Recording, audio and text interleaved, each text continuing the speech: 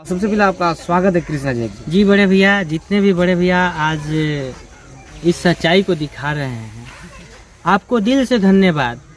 और आज हमें बहुत खुशी हो रहा है कि हमारे पास 4 ही बड़े भैया आए हैं, वही मेरे लिए काफ़ी है।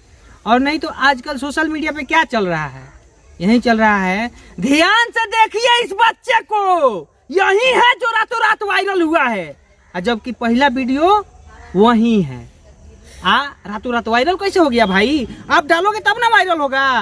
आप लोग वही चाहते हो कि एक दिन का हेडलाइन बनाएंगे और वही दिखाएंगे। परमार दे रहे हैं हम बड़े भैया।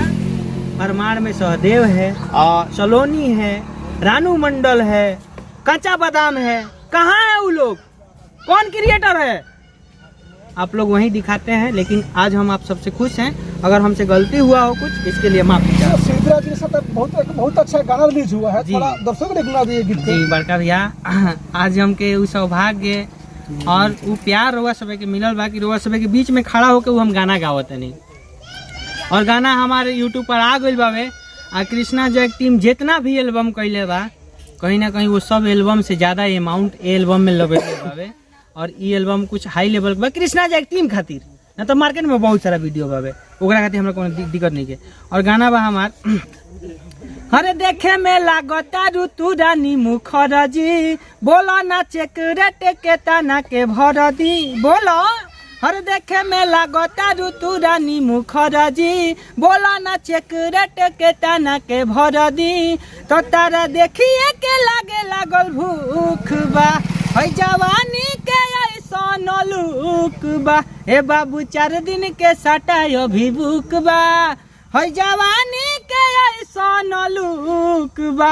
बाबू 4 दिन के सटाय अभिभूक बा। हर बिट बाई बिट हम कमर हिलाइले, हो जाला मर जहाँ लहंगा उठाइले।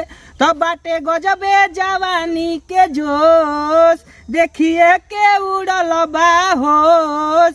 तो ये सब पे सल्ताना खाती अभी छूट बा, है जवानी के ऐसा लूक बा। बाबू 4 दिन के सटाय अभी बुक बा।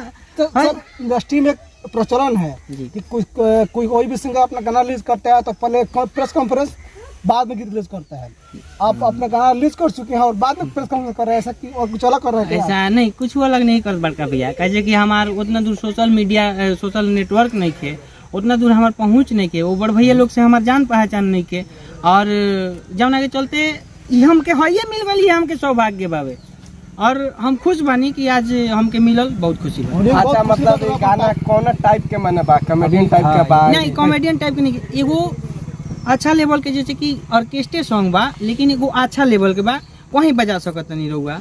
कुछ नहीं के ढूंढी चोली घाघरा कुआं कोलस जेसीबी से खोलस कि का कोलस कि बियर ढलस कि का कोलस, ई कुछ नहीं के कि 2 इंच बढ़ल कि का भइल, ई कुछ नहीं के। अच्छा कृष्णा जैक जी, मेरा सवाल आपसे रहेगा कि और सिंगर जो ढोंडी चोली घाघरा ये सब छिल रहे हैं, ढिल रहे हैं, क्या आप भी ऐसा गाना गाइएगा? और आपको लोग अगर हमें जी बड़े भैया, आप बहुत अच्छा सवाल किए हैं। अगर हमको सपोर्ट नहीं मिलता है और मीडिया से प्रमोशन नहीं मिलता है तो हम वही करेंगे।